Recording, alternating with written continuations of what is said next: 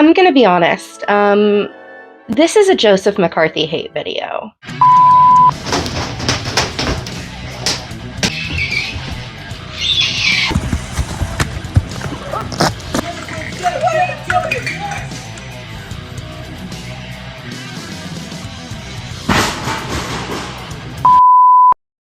Hello, freaks, fools, and radicals, and welcome back to the People's University. I am Dr. Sprank. I'm your resident professor of and I am here to talk to you about all kinds of stuff that our incredibly normal government doesn't want me to teach about and doesn't want you to learn about. Today, we are discussing Senator Joseph McCarthy, who died in great suffering and humiliation, which is exactly what he deserved. You've probably heard the word McCarthyism used before, and you've maybe even heard it in reference to the Trump administration's actions. Trump's strategy of slashing and burning federal workers whom he perceives to be ideologically disloyal absolutely reeks of McCarthyism, and we are going to talk about those historical parallels today. McCarthyism refers to a specific period in U.S. history between 1947 and 1959 where the ruling class became rabidly invested in convincing the public that millions of Reds, aka secret communists, were lurking everywhere, in schoolrooms, behind movie cameras, even in the government and military itself, and the result was a litany of loyalty oaths, baseless trials, firings, and blacklists that sent suspicion towards union organizers, artists, entertainers, and government workers. Senator Joseph McCarthy and his ilk were known for hauling their targets before highly partisan investigative committees for interrogation about their beliefs and personal associations under threat of being fired or put in jail. Their targets included suspected communists, but also suspected homosexuals who were thought to be a potential security risk because foreign agents could blackmail them. But it wasn't just federal employees who suffered under McCarthyism and what we'll refer to as the Lavender scare. Private companies voluntarily followed the lead of the federal government, many of them adopting the same screening criteria to hunt down suspected communists, as well as quote-unquote sexual perverts among their employees. So basically, McCarthyism is when a bunch of far-right fascists in the government decide to make paranoid, reckless, unsubstantiated claims about evil homosexual Marxism in order to ruin people's lives and consolidate power. The same tactics we are seeing today, from the abuse of executive orders to the targeting of government employees to the preemptive compliance of private companies with draconian policies. All of these tactics have played out before. Unfortunately, these things are minor in comparison to the other forms of fascism occurring around this time in the United States. Following the bombing of Pearl Harbor in 1941, the U.S. forcefully detained and interned over 100,000 Japanese American citizens and Japanese immigrants. Loyalty questionnaires were one prominent tool of fear, intimidation, and control within these camps. At the same time, the U.S. was continuing to systematically kidnap Native American children in order to perform forcible cultural genocide through the boarding school system. Many children died or disappeared. In the South, lynchings and Jim Crow-era white violence were rampant, including the lynching of 14-year-old Emmett Till in 1955. In addition to the legalized segregation of Black people, Mexicans were also broadly segregated in U.S. neighborhoods, workplaces, and schools through a patchwork of laws. The Bracero program began in 1942, which brought over 4 million Mexican workers into the U.S. over the next 20 years to perform mainly grueling agricultural labor. Bracero labor camps were incredibly austere and dangerous, especially for the children forced to work in them. Physical abuse and non-payment of wages were constant threats, and white unions largely refused to organize immigrant workers. Similarly to the 1940s and 50s, the U.S. is also currently undergoing an expansion of detention and labor camps at the same time that outrageous claims about communist infiltration. I think he's terrible. He's a communist. The last thing we need is a communist. The danger of gender ideology. Radical gender ideology. Maybe you heard something about that. And the threat of immigrants and foreign nationals. US visa officials will be doing a full check of your social media. Your accounts need to be set to public. If they're set to private, you could be considered to be hiding something. Officers have also been asked to look out for anything that shows hostility towards the US government, culture, or institutions. Like during the 40s and 50s, these tactics are used to narrow the Overton window and crack down on political dissent. Congressional approval of the Budget Reconciliation Bill on July 3rd has also paved the way for a massive expansion of ICE as effectively a secret police throughout the entire country. Immigrants are dying and disappearing in detention camps run by for-profit companies, and the government is glorifying this violence through constant propaganda, including alligator Alcatraz merch, which is truly unbelievable. Although it often feels as if the Trump era is kind of outstandingly fascist and stupid, the truth is that most of American history is pretty fascist and pretty stupid as well. The McCarthy era, as well as the years directly before and after it, led to some of America's worst, most authoritarian, politically reactionary, and anti-worker policies, and many of these are policies that still persist to this day. We are not necessarily unique in our historical struggles, and that means that we're not alone, and we have a strong legacy of resistance that we can build off of. While I am focused on McCarthy today, I want to be really clear that he did not act alone, and we very much should not be looking at this as a story of one outstandingly evil guy who did a whole bunch of stuff by himself. It was a systemic form of repression. It's not just a case of a bad guy doing evil stuff, it's class struggle throughout history. We should really rewind a little bit and talk about the prior historical context which actually enabled McCarthyism and anti-communism as entire movements to take root in America. I'm going to give a fair bit of detail because I want to make more content about this specific time period, and I'll be able to refer people back to this clip. I will include timestamps in the description if you want to fast forward straight into the 1940s and 1950s, but this is really going to deepen your understanding of the many complex factors that led to the rise of McCarthyism. So the turn of the century is often considered the tail end of the Gilded Age. Most historians place the end of the Gilded Age sometime between 1900 and 1914. It's important to talk about this period because power and wealth had become incredibly concentrated during the Gilded Age, and this is part of what was causing the US ruling class to really crack down on class consciousness among workers, and that's part of what gave rise to anti-communism in America. So the Gilded Age began after the abolition of slavery in 1865, and it was characterized by a massive transfer of wealth into a booming class of financiers and kind of cartoonishly evil robber barons, as well as rapid industrialization. As the national labor movement continued to grow through massive citywide and industry-wide strikes throughout the late 1800s and early 1900s, Gilded Age elites increasingly turned to armed scabs and police terror in their ongoing attempts to basically repress the labor movement in the United States. For example, during the Battle of Homestead in 1892, Carnegie steelworkers had to physically fight against the Pinkerton agents who had been hired to break their strike. Although thousands of workers and townspeople came together to defend the strike, 9 strikers were actually killed during that battle. And this wasn't the only incident like this. Just a few years later, police also killed striking workers fighting for an 8-hour workday in Chicago on May 4th, 1886. This event is often called the Haymarket Massacre, and it was set off by an unidentified person throwing a dynamite bomb into the crowd, which killed a police officer.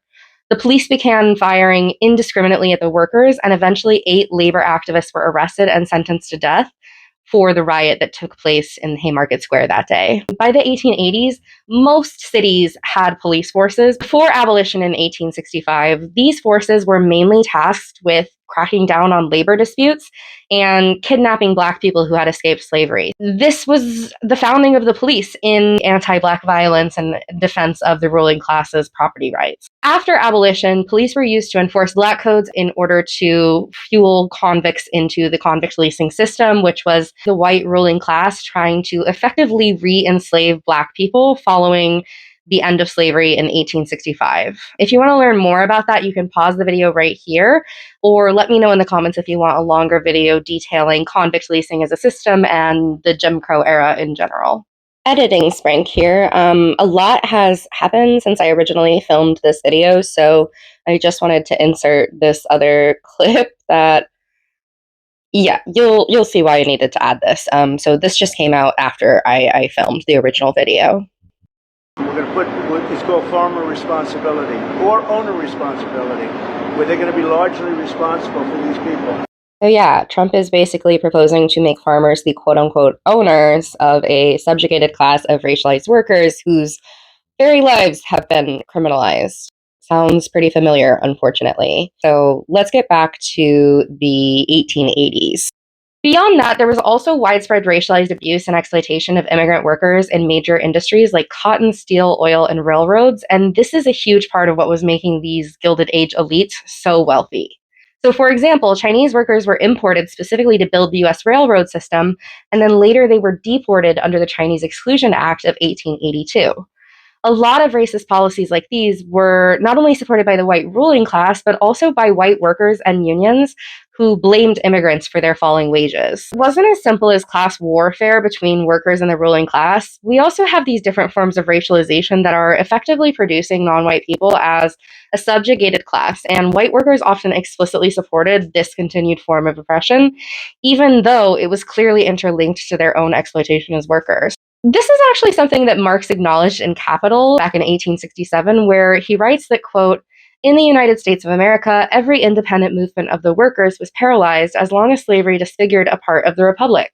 Labor cannot emancipate itself in the white skin, where in the black it is branded." Coming into the early 1900s, wealth inequality was at an all-time high, and war was yet another machine through which capital could operate. The beginning of World War I in 1914 led to high inflation and worsening living conditions domestically. And so in the US, the Socialist Party and the industrial workers of the world, among other leftist groups, were very loudly opposed to the war and called it an imperialist conflict. At least 70 million people died across Europe and the United States in just a few years between the war and the Spanish influenza, which really shocked the world and led to major cultural shifts. Then in fall 1917, the Bolshevik Revolution takes place. This led to the end of the First World War, and it also established the first communist state, aka the Soviet Union. This revolution and its impact on the international proletarian movement created panic among US ruling class elites who sought to crack down on political dissidency and rising class consciousness domestically. However, citywide and industry-wide strikes escalated immediately following the end of World War I, with the Seattle General Strike of 1919 and the 1919 Great Steel Strike occurring in the same year. Thanks to organized labor and strikes like these, by 1919, more than half the country was now on a 48-hour work week, which was a huge improvement to the material conditions of their labor. US politics were changing fast in other ways too, following the First World War. In 1920, the 19th Amendment gave women the right to vote, and in 1924, Native Americans were given US citizenship. These changes dramatically expanded the number of people who could theoretically participate in elections. However, these changes to the letter of the law didn't necessarily change the way that racial oppression operated in practice. So, voter suppression laws significantly prevented non-white people from voting, as had been the case since formerly enslaved Black men gained the right to vote back in 1870. Black people continued to suffer under segregation and Jim Crow until the 1960s, and the early 1900s saw mass terror events like the Tulsa Race Massacre of Black Wall Street in 1921. Things were not a lot better for most of the other oppressed racial groups in America either. Even as Native Americans gained citizenship in the name of progressivism, this tactic was actually used to undermine their identity and sovereignty as nations. Most indigenous peoples had already been forced onto reservations by the 1870s, and the Dawes Act of 1887 imposed private property and patriarchal familial structures upon them as part of the land allotment process. In addition to forced assimilation through the Dawes Act, a system of boarding schools had also arisen as a method for performing systemic cultural genocide and forcibly assimilating indigenous children into white supremacist norms, including norms around gender, property, and labor, with the ultimate goal of turning indigenous people into a more compliant source of wage labor that followed the nuclear family model. Eugenics was also at the height of its popularity in the US during the 1920s, including mass sterilization and institutionalization of those seen as genetically inferior. This is also the beginning of the Prohibition era, which led to a surge in underground cultures from oppressed groups in particular, including the Harlem Renaissance as well as the pansy craze in New York City. So in New York, drag balls, speakeasies, and cabarets brought both gay and straight audiences together, and several movies featured prominent depictions of homosexuality on the silver screen, with popular, known-to-be queer actresses actually kissing in the early 1930s. The Hays Code, a set of censorship guidelines used by Hollywood, would later be imposed to prevent these kinds of depictions well into the 1960s. We often have the perception that homophobia, or at least the version of it that we think about today, is somehow this ancient, unchanging thing, but in reality, the idea of a sexual orientation itself wasn't even necessarily invented until the late 19th century, and it didn't come into wider usage until the early 20th century. While acts like sodomy did remain criminalized until 1955 in America, there were more openly expressed forms of queerness than you might think. For another example, same sex committed relationships between two women were actually common enough during the late 19th and early 20th century in New England that this kind of coupling was referred to as a Boston marriage. However, the Lavender Scare, which we're about to get to, dramatically increased homophobia culturally and legally across the US from the 40s to the 1950s. But first, just a few more notes about the 1930s, which you probably know mostly for the Great Depression. This is, of course, when things get really heated on the labor scene because people's living conditions are getting incredibly, incredibly bad. In spite of police violence and state repression, union membership continued to rise and successful strikes took place across trades, including auto workers, loggers, farm workers, longshoremen, and many other industries. Additionally, there was a small but growing Communist Party in the United States throughout the 30s and 40s, and in 1932, the Communist Party actually ran a black man, James W. Ford, as their vice presidential candidate and advertised equal rights for Black Americans as one of their campaign promises. Additionally, there was a growing intellectual left in the United States, which notably included the Frankfurt School of Marxists, who had fled the Nazis in Germany in 1934 and were hosted for several years at Columbia University. Around this time, they were all developing the practice of critical theory as a mode of critiquing capitalism and culture. During the late 40s, the Frankfurt School was actively surveilled by the FBI, and many of them later wrote about the relationship between fascism and culture in the United States. For example, in 1950, Adorno and Horkheimer assembled a collection called The Authoritarian Personality, which profiled the quote-unquote potentially fascistic individual, end quote, based on interviews that they conducted with American subjects. FDR's New Deal programs, enacted between 1933 and 1939, were significant wins for socialist policies as they had created Social Security and other types of welfare systems. Workers also gained additional rights, including the right to collectively bargain under the National Labor Relations Act of 1935. However, many of these advancements were explicitly only meant to provide for the well-being of white people, as non-white people were systematically and explicitly excluded from welfare programs, as well as from exercising equal rights as workers. So, to summarize the period of time between 1865 and the 1930s, we can basically say that decades of intense labor unrest, civil rights agitation, and the emergence of the international movement for communism were collectively causing the US ruling class to lose its grip, basically, on power, which they responded to by perpetuating anti-communism in the form of a second Red Scare, with the first Red Scare, of course, coming closer to World War I. But then, 2 years into the Second World War taking place over in Europe, Japan attacked Pearl Harbor. This is in 1941, and it causes the United States to join World War II. Thanks to a no-strike pledge during wartime, the domestic war between America's ruling class elites and working class would basically be put on hold until 1945 when the war ended. An eternity later.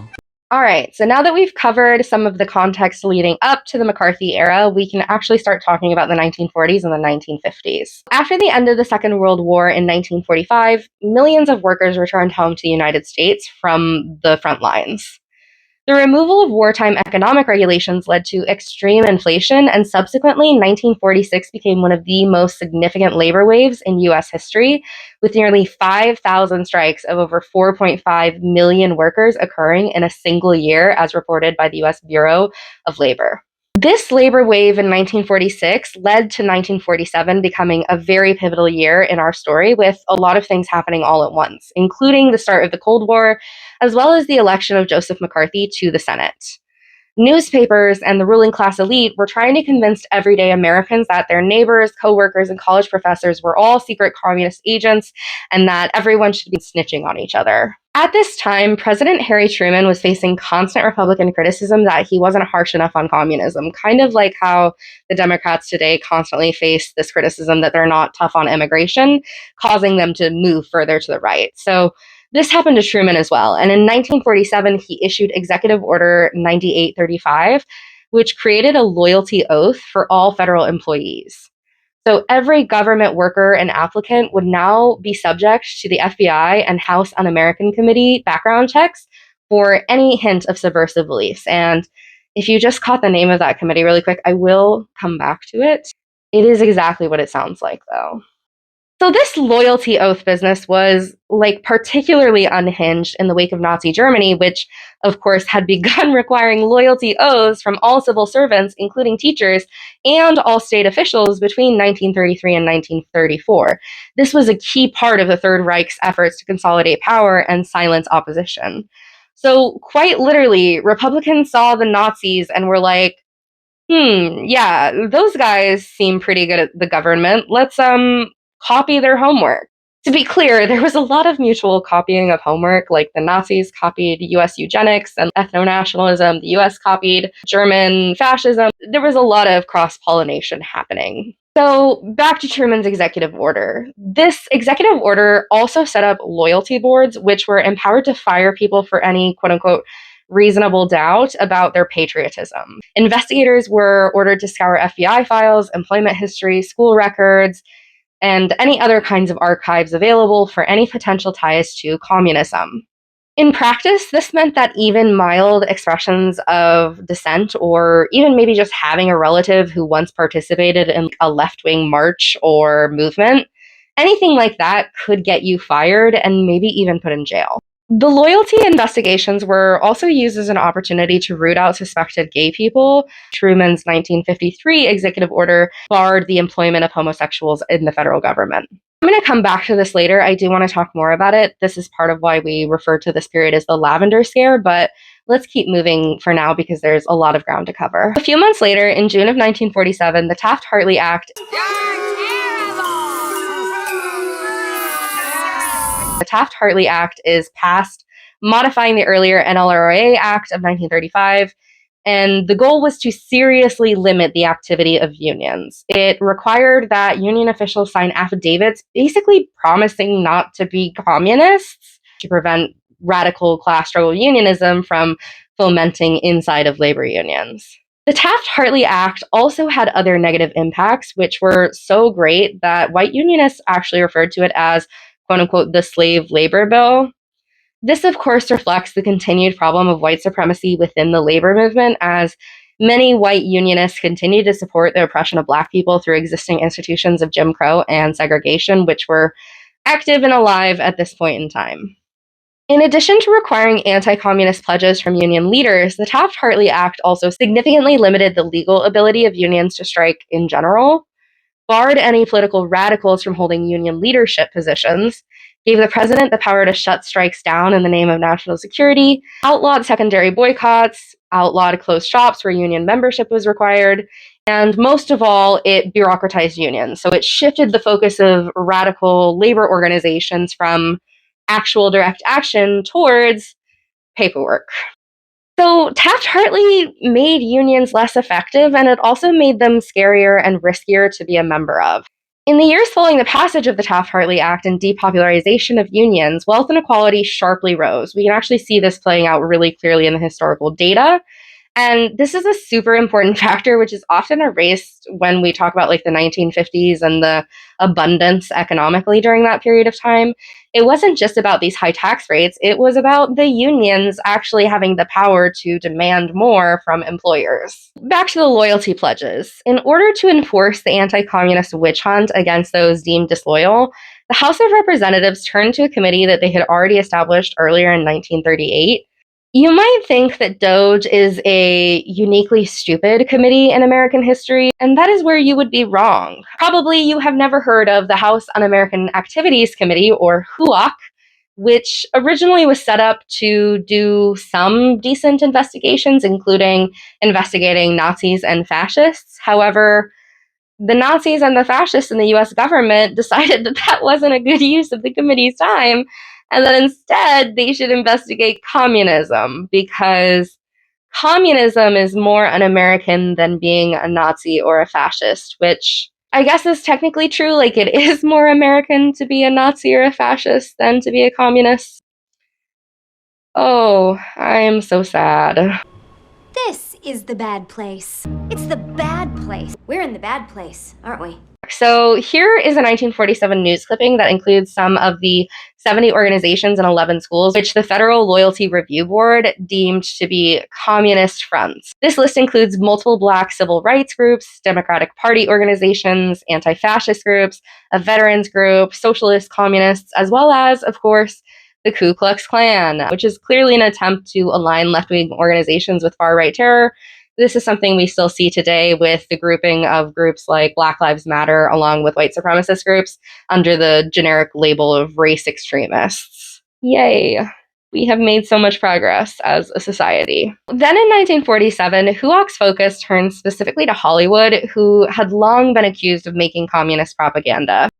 Of course, I want to pause here and be really, really clear. This was very much motivated by anti-Semitism and anti-Semitic myths. There were already existing conspiracy theories that had been perpetuated by people like Henry Ford, who literally printed pamphlets throughout the early 20s, which accused Jewish people of taking over the media and financial industries in order to control the world. So the idea that communists were secretly infiltrating Hollywood and controlling the media is very much an anti-Semitic idea at its core. In 1947, HUAC starts holding these hearings regarding communist influence in the movies.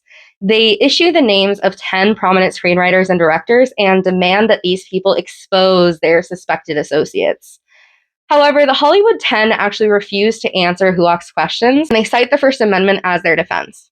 However, in retaliation, they are branded as traitors and convicted of contempt, and they actually got sent to prison for an entire year.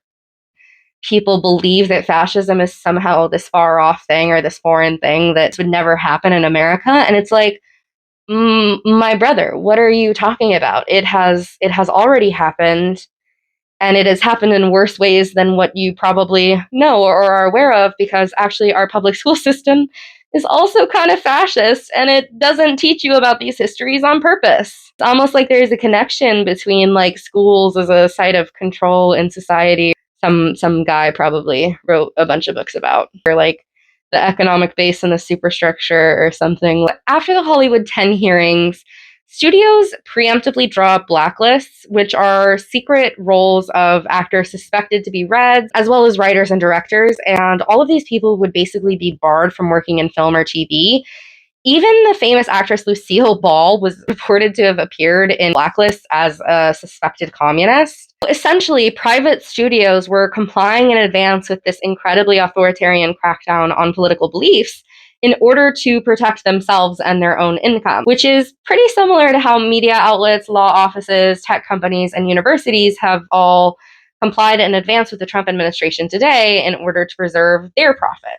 These blacklists by studios in Hollywood had massive cultural impacts almost immediately. Writers, directors, and actors were terrified to touch any subject which was even faintly critical of the US government. Studios shifted to just pumping out feel-good westerns and musicals and other things that perpetuated this idea of American patriotism and the American dream. We get this relentlessly propagandistically positive portrayal of American society, and media from the 1950s seems so glossy and utopian because people were afraid to criticize the government or our society in any substantive way. The whole fascism to defend democracy thing only gets worse after 1947. The impacts of loyalty oaths, mass firings, and attacks on entertainment have a major chilling effect on speech, arts, and public life. And then in February of 1950, Senator Joseph McCarthy breaks onto the national stage by claiming, with no evidence, that he has a list of 205 communists hiding in the State Department. Anti-communist hysteria explodes on the Senate floor, in classrooms, and in workplaces across America. Senator Joseph McCarthy, along with another young Republican that you maybe have heard of by the name of Richard Nixon. I think that most of us agree that this administration has made a mess in the handling of the communist problem. Were some of the most prominent voices in Congress who were pushing this Red Scare. In the coming years, hundreds of people would be imprisoned, and between 10 to 12,000 would lose their jobs, with some people being fired just for having been subpoenaed by the HUAC. And this is just in the federal government. We actually don't know for sure what the numbers are in the private sector. Many people in America supported McCarthy and HUAC, despite the fact that McCarthy's list of State Department communists continued to arbitrarily and mysteriously changed. 1950 was also the true beginning of the Lavender Scare, which you maybe never have even heard of before this video. Basically, amid the Second Red Scare reaching a fever pitch, McCarthy's followers started perpetuating the claim that gay people were, quote-unquote, security risks due to the fact that they could be blackmailed by foreign agents. Federal officials openly declared that, quote, persons of dubious moral character, such as homosexuals or sex perverts, end quote, should not be employed by the government, particularly because of this blackmail issue.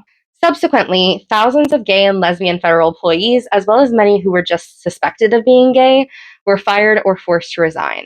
The net effect of these orders was to stifle dissent even further, as queerness and communism were conflated, and everyone had to fear the possibility that there was some secret file tracking not only their political beliefs, but also their personal lives and their sex lives. The practice of firing gay workers was also quickly, voluntarily adopted by many private companies and industries, leading to systemic work discrimination. The rising homophobia produced by the Lavender Scare also likely contributed to the later classification of homosexuality as a psychiatric disorder from 1952 all the way until 1973. I'm sure you're probably noticing the parallels yourself, but I want to just call out a couple of them. Unfortunately, this is not dissimilar to what we're seeing right now with the attacks on DEI, which are a little more roundabout and obviously include a broader variety of people, but are clearly targeted towards jobs, research, and funding specifically allocated to people who are probably not cis straight white men.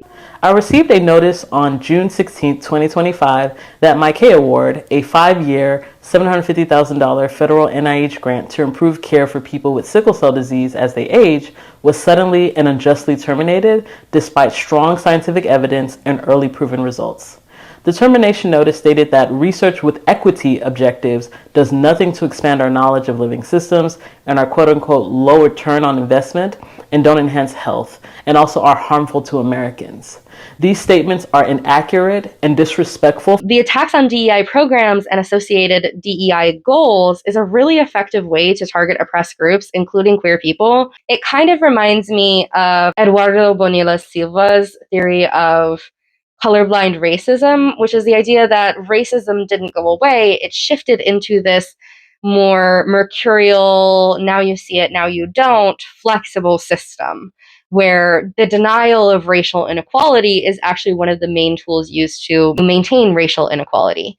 We're seeing kind of a similar thing now where they're not explicitly saying no homosexuals the way that McCarthy and Eisenhower did, but they are managing to target all of these oppressed groups through the umbrella of DEI, while simultaneously claiming that DEI itself is actually a form of discrimination and inequality. So again, it's got this kind of like color blindness, historical revisionism kind of vibe to it. Lastly, and although I am no advocate for more LGBTQ people in the military, gay imperialism is also bad. But it's hard not to view the ban on transgender troops in the military as a mirror image of the Lavender Scare.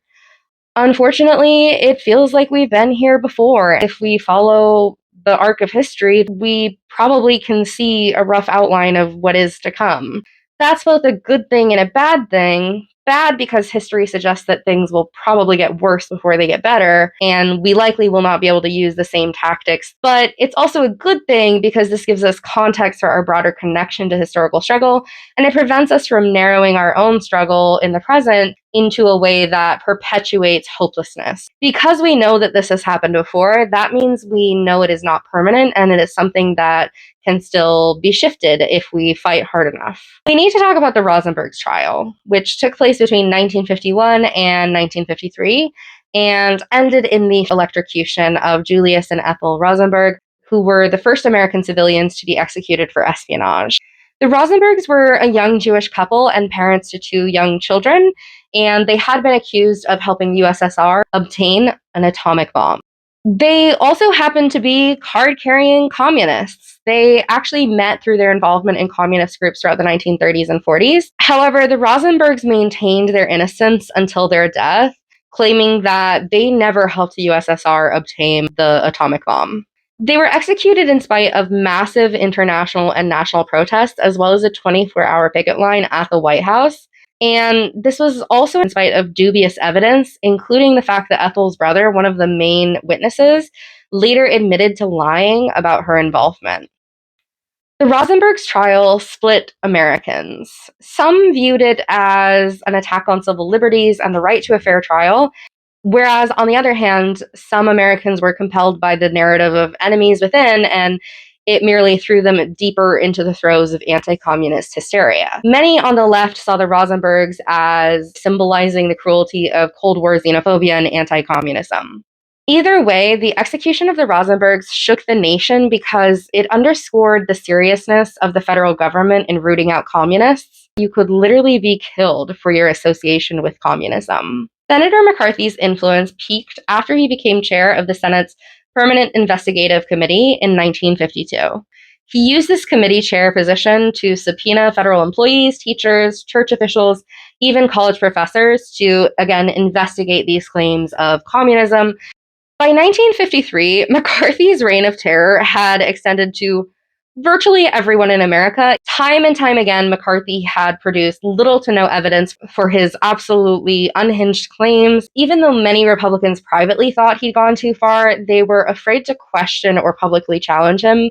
His key supporters included anti-communist groups, women's groups, and notably Americans who were opposed to public health measures like vaccinations and water fluoridation. So we also get kind of like a RFK anti-vaccine angle on this era as well. Absolutely drunk on his own power, McCarthy launched televised Senate hearings in 1954 against none other than the United States Army. He basically accused them of harboring communists in their ranks. The hearings were televised live, which was the first time that many Americans actually witnessed McCarthy's committee in action. As a result, Americans were absolutely glued to their black and white TVs for about 6 weeks straight. McCarthy hurled accusations, and witnesses tried to defend themselves against them despite the lack of evidence and really lack of ability to rebut a completely unsubstantiated claim. Like, what do you even say if it's just a made-up lie? Like, there's not really a way to effectively defend against a baseless lie. Public opinion, of course, was already pretty strongly in support of the Army, which has always been the case for America, but especially was the case following a highly successful military campaign in World War II. As a result, public opinion quickly began to shift against McCarthy as he used fear and threats to try to bludgeon the Army. McCarthy's final crashout began on June 9th, 1954, when he accused a young associate of Joseph Welch, who was the Army's lawyer, of having been affiliated with a communist group many years earlier. He has in his law firm a young man named Fisher, who has been for a number of years a member of an organization which was named, years and years ago, as the legal bulwark of the Communist Party, and I have hesitated bringing that up. The room gasped in shock at these accusations, and in response, Joseph Welch, who, according to some reports, had sort of expected and even staged this moment, slowly turns and delivers a famous line. Have you no sense of decency, sir? At long last, have you left no sense of decency?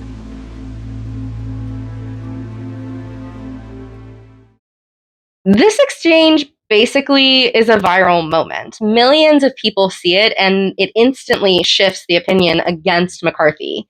Public support for him and his methods collapses overnight. And by late 1954, just that same year, the Senate actually censored McCarthy, stripping him completely of his committee powers.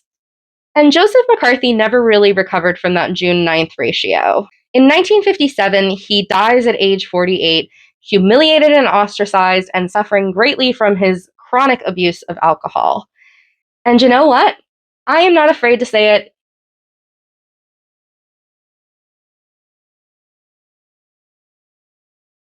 Obviously, we don't want to reduce this entire era of history down to the actions of just one guy, even though he was like a huge of a person. Big business and politicians were perfectly fine with his red baiting and scare tactics as long as it kept workers in line.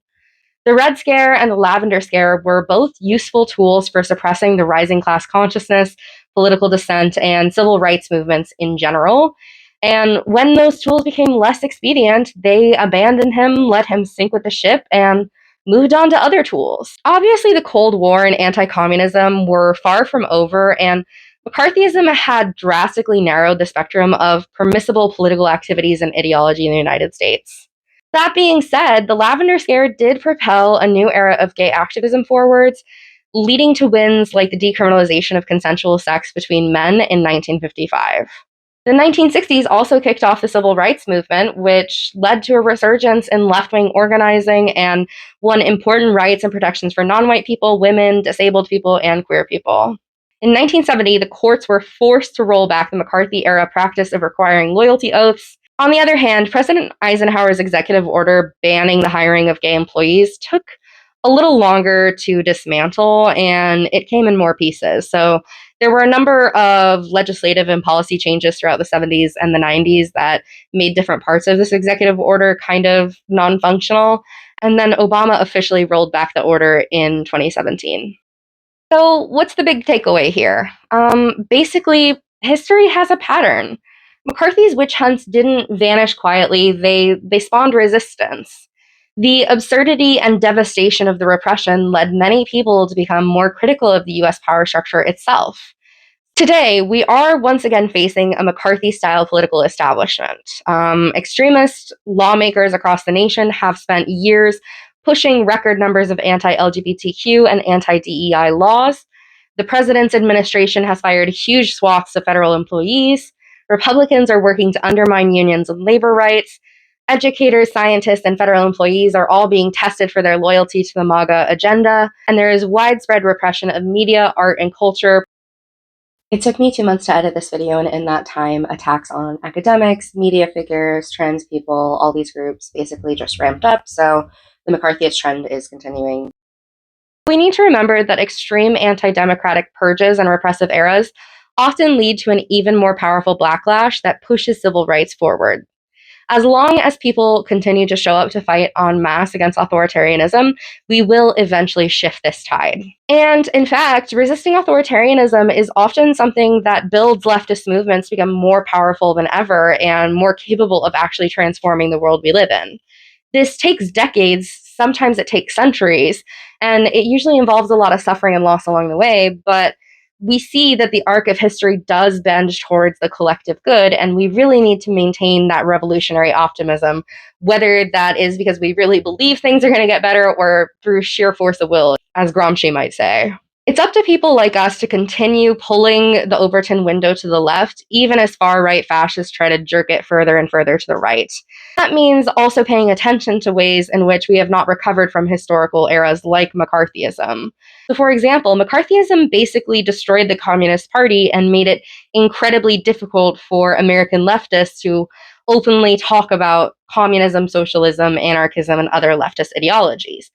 We still have never really fully recovered from this, and being a communist isn't really a mainstream political identity in America, let alone a party that you can vote for. Although, of course, we do get some parties today that are attempting to make that possible again. The lesson here is that we need to keep organizing, educating, and making noise, especially as it becomes quieter and quieter. When everyone is silent, it makes any voices that dissent that much louder and that much easier to target, and that is the true lesson of the McCarthy era. Well, folks, I think that's all I have for this video, so please hit all of my buttons, like, comment, subscribe, share my video. I work really hard on this research, filming, and editing. I am a one-person team. I would love to eventually get monetized. I do not get paid a fair salary as an educator, let alone a living wage, so a little bit of ad money would be really, really helpful and would also give me energy and time to keep making more videos like this. So please support me if you can. Really appreciate all of your support, and I will talk to you next time. Laters, neighbors.